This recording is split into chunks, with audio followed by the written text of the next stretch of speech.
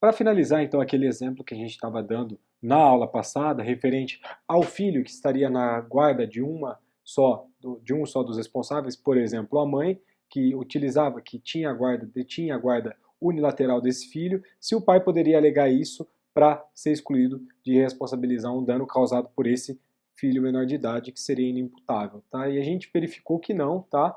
Que o ofendido, ele pode ajuizar uma ação através de uma formação de um litisconsórcio passivo facultativo, assegurando essa solidariedade passiva entre os responsáveis, entre os pais desse menor, conforme o parágrafo único do artigo 942 do Código Civil, tá?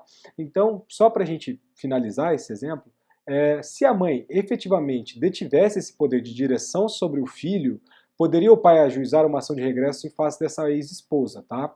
Poderia, de fato. Mas essa demanda de regresso do pai contra a ex-esposa teria que ser feito, a responsabilidade dela teria que ser apurada através da nossa responsabilidade subjetiva, ou seja, caberia a demonstração do ato ilícito vazado na conduta omissiva e negligente, por parte daquele que em tese poderia controlar o filho e evitar a sua conduta antijurídica.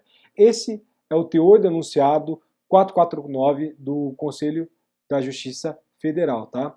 Então, aspas, considerando que a responsabilidade dos pais pelos atos danosos praticados pelos filhos é objetiva e não por culpa presumida, ambos os genitores, no exercício do poder familiar, são, em regra, solidariamente responsáveis para tais atos, ainda que estejam separados, ressalvado o direito de regresso em caso de culpa de um dos genitores. Então, é possível sim o direito de regresso, só que terá que ser demonstrado a culpa nesse caso, tá? Então a responsabilidade deixa de ser objetiva, como é no caso da responsabilidade indireta dos pais, para que quando um dos responsáveis ingressa com uma ação contra outro, alegando negligência, por exemplo, a gente vai ter que comprovar através da teoria da culpa, tá? Então, para finalizarmos, analisamos o seguinte caso também. Um menor, que é relativamente capaz, suponhamos que com 17 anos de idade, aluga um apartamento dizendo-se maior. E, para isso, ele porta documentação falsa, por exemplo, também, tá? Então, ele vai se tornar ali inadimplente quando, sei lá, passou um ano e ele deixou de pagar o aluguel desse imóvel que ele acabou locando. Como que fica nesse caso? Esse caso é diferente, ele é uma exceção também, tá? Nesse caso, o locador, especificamente, ele pode acionar diretamente esse menor, tá? E sobre o patrimônio do menor, caso existirá, recairá sim a penhora, tá? Então, nada valerá ao menor alegar a sua incapacidade relativa nesse tipo de caso. Por quê?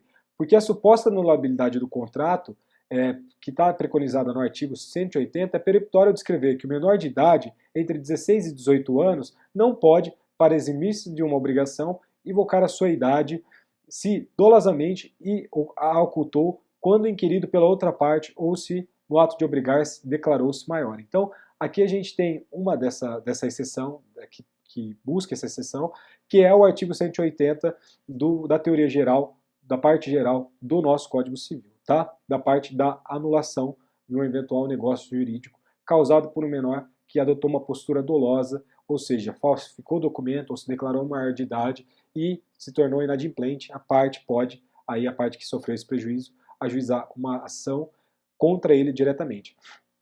Mas é claro também que, naturalmente, que sendo essa pessoa menor de idade, você primeiro vai empenhar a responsabilidade solidária dos pais ou responsáveis, conforme o artigo 932, inciso 1º, tá? Mas inexistindo o patrimônio dos pais aí nesse tipo de caso, então o que a gente vai fazer? O locador vai entrar com a ação, só que primeiro ele vai tentar atingir o patrimônio dos pais, porque é a regra específica do 932, inciso 1º.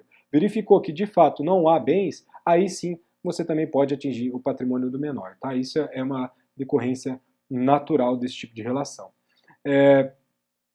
Um outro caso, o emancipado. Como que funciona a questão do emancipado? Em qualquer dessas hipóteses, equivale à emancipação à maioridade civil. Então, o emancipado, em princípio, ele responde isoladamente pelos danos que causar. Então, isso está exposto também no inciso 1º do artigo 932 do Código Civil. Tá? Então, pontua que os pais são responsáveis pelos filhos menores. Emancipou, já não é mais um menor para efeitos civis, então ele será responsável isoladamente. Tá? Mas existe uma exceção também que confirma essa regra. Tá? Então, a jurisprudência, a doutrina construiu essa exceção e ela vem sendo aplicada pelos tribunais. Tá? Qual que seria essa exceção? Seria a emancipação voluntária. Então, é aquela que os pais, comparecendo em um cartório, manifestam o desejo de emancipar o filho maior de 16 anos. Tá? Nesse caso, em específico, como a autonomia patrimonial obtida pelos filhos é quase sempre restrita ao plano jurídico, sem consequências práticas efetivas, é mantida, então, essa dependência econômica perante ao menor que foi emancipado com os pais. Tá? Isso é o contrário do que acontece na emancipação pelo casamento ou pela atuação empresarial. Tá? Então, eventual fraude, né, tal qual uma fraude contra credores, a emancipação em cartório permanece válida, tá? Porém ineficaz, em face de eventuais dívidas, eventuais vítimas, de condutas antijurídicas do emancipado. Tá? Então, assim, o ofendido, nesse tipo de caso, ele poderá não apenas litigar contra o autor do fato, na condição de plenamente capaz por ter sido emancipado, e também seus pais, tá? Firmando-se uma responsabilidade, nesse caso, solidária entre eles. Tá? Então isso também decorre de um propósito do enunciado 41 do CJF também, que o teor dele diz, aspas, a única hipótese em que poderá haver responsabilidade solidária do menor de 18 anos com seus pais é ter sido emancipado nos termos do artigo 5º, parágrafo único, inciso 1º do Código Civil, do novo Código Civil. Então, essa é a única exceção da responsabilidade solidária entre pais e filhos menores emancipados, mas que possuam uma dependência econômica no plano prático nesse tipo de situação. Tá? Então, um outro aspecto que é fundamental para a gente, vamos trabalhar agora.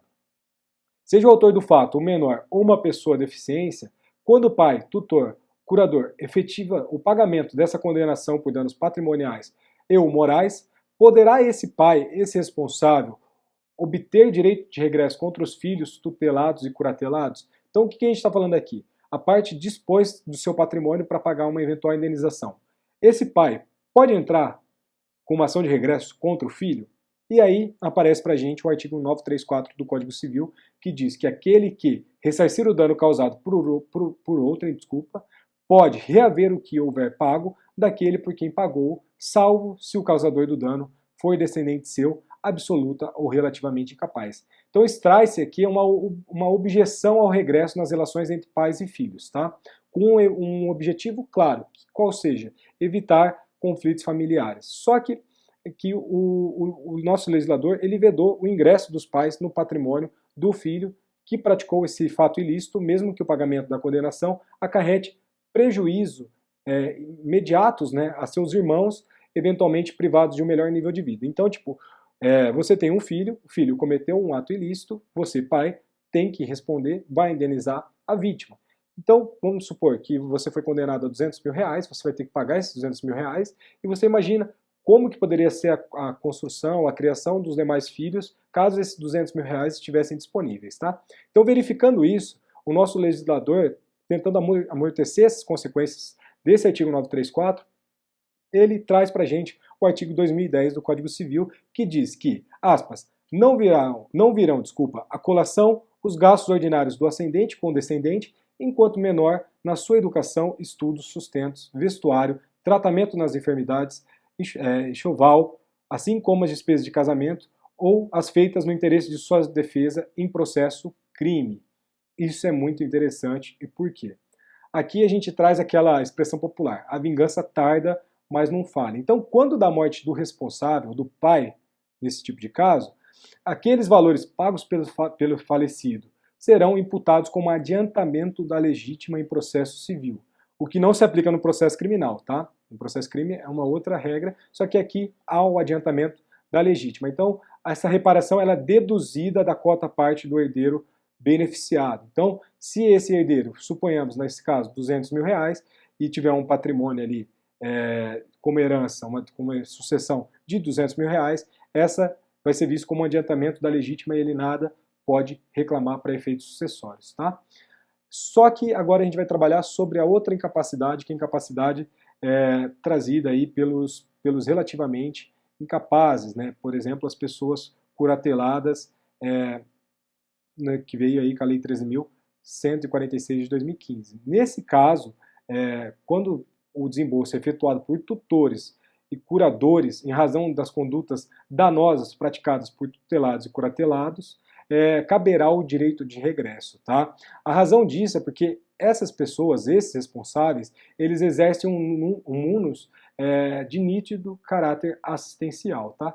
É óbvio que a exceção a essa regra vai ser caso esse munus seja exercido por um dos pais, tá? E aí a gente vai aplicar a nossa regra geral, mas existe a possibilidade de ação de regresso do, por exemplo, tutor para o tutelado, caso esse não seja seu filho, tá? Por quê? Porque existe um nítido caráter assistencial nessa tutela. Então, assim a gente fecha essa parte da responsabilidade civil dos incapazes e agora, na próxima aula, a gente vai trabalhar a questão da culpa, lato sensu, dolo, culpa stricto sensu e demais características da nossa responsabilidade subjetiva no que diz respeito à conduta culposa. A gente superou a nossa primeira fase, que seria a conduta, e agora sim a gente vai avançar para a segunda, que é a culpa, né? A culposa. Então, a gente fecha daí esse módulo dessa aula de hoje. A gente trabalharemos então amanhã sobre esses novos aspectos que a gente acabou de falar. Peço desculpas para vocês se houve alguma falha técnica, alguma coisa nesse sentido. A gente está tentando melhorar assim que possível, querendo ou não, é uma situação nova para todo mundo. Então, já antecipo meu pedido de desculpas, agradeço demais pela atenção. Também peço desculpas por eventuais palavras que faltam. Então, assim, a gente, querendo ou não, trabalha com uma edição muito restrita, a gente não está acostumado, então, querendo ou não, cometemos bastantes erros, então não tem nenhum problema. Eventuais sugestões, dúvidas e troca de ideias, por favor, mandem no grupo do WhatsApp e forte abraço para todo mundo aí. Valeu!